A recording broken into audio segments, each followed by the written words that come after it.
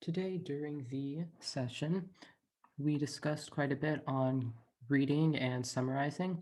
So, to start off, we just had my student reading the book that she chose and just going through it, kind of reading through, making sure that there was comprehension for more difficult words.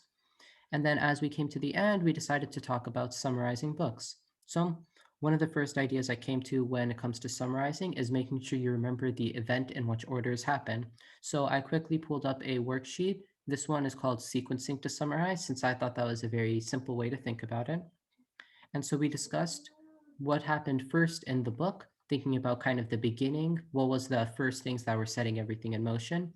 Then we talked about what happened next in the book, which was about rats getting onto a ship.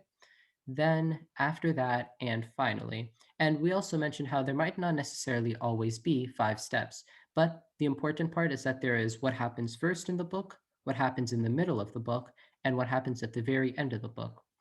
So we went through filling out each of these boxes, and then at the end, we were able to compile all of those into just one summary for the entire book.